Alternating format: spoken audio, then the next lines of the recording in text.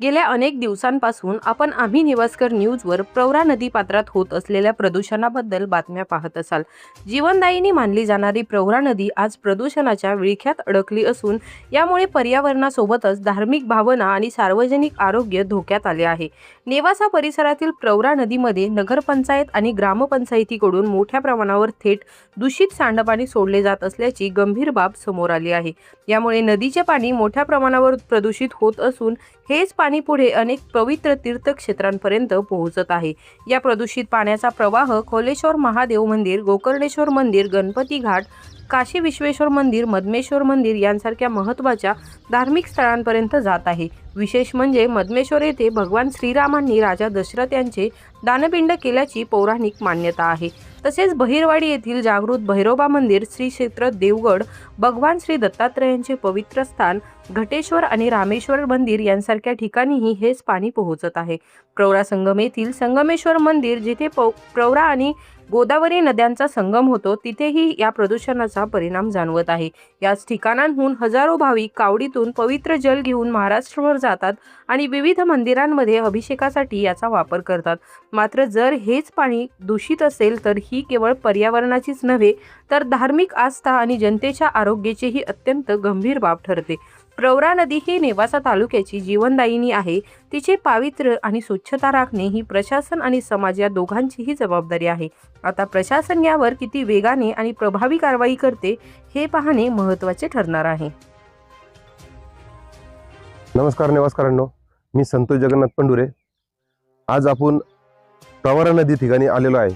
ही प्रवरा नदी म्हणजे प्रवरा नदी नाही आहे, ही नदी म्हणजे ज्यावेळेस भगवान विष्णूंनी मुनिराजाचं अवतार घेतलं आणि ज्यावेळेस इथं अमृताचं वाटप केलं, वाटप करताना ज्या ठिकाणी अमृताचे थेंब पडलेले आहेत तरी अशी अमृतवाहिनी ही नदी आहे।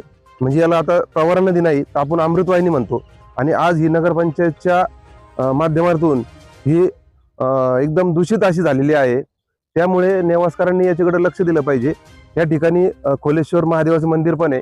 पुढे पाहिलं आपण तर गोकर्णेश्वर मंदिर, जे जुना मुनिराजाचं मंदिर आहे ते पण या ठिकाणी आहे। त्याच्यानंतर गणपती घाट आहे, काशी विश्वेश्वर आहेत, मधमेश्वर मंदिर आहेत। हेच पाणी आपलं पुढे जातं, हेच पाणी बैरवडीला जातं, तेच नंतर आपलं देवगडला पण जातं, त्याच्यानंतर प्रवर संगमला जातं। त्या ठिकाणून हजारो भाविक महाराष्ट्रातले त्या ठिकाणी कावडी घेऊन येतात आणि पाणी ते पूर्ण महाराष्ट्रात घेऊन जातात। हे पाणी पूर्ण महादेवाचे मंदिर लागतं। म्हणजे असं घाण पाणी, दूषित पाणी हे कोणाचं याच्यावरून जातं। दुसरा विषय, प्रवरा नदी हीच अमृतवाहिनी, आपण सगळीकडे याच्यावरती आपल्याला माहितच आहे। तर त्या ठिकाणी असे लाल रक्ताचे इथं पाठ वाहतात। म्हणजे इथं सगळे नेवाशामध्ये अनाधिकृत कत्तलखाने आहेत, जे कोणाच्या सांगण्यावरून चालतात, कोणाच्या आशीर्वादाने चालतात, हे तपासणं गरजेचं आहे। हा प्रश्न फक्त गोमातेचा नाही आहे, हा प्रश्न लोकांच्या आरोग्याचा पण प्रश्न आहे। या ठिकाणी काही मच्छीमार समाज बांधव हा रोज या पाण्यामध्ये मासेमारी धंदा करतो। आज त्यांना पूर्ण चर्मरोगासारखे आजार झालेले आहेत, दीर्घ आजार झालेले आहेत। तर ते याची जबाबदारी कोणाची?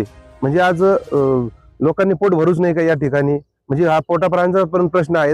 या ठिकाणी बाहेर 5-5, 10-10 किलोमीटर पर्यंत इथून पाण्याची पाईपलाईन गेलेली आहे, तेच पाणी लोक पितात।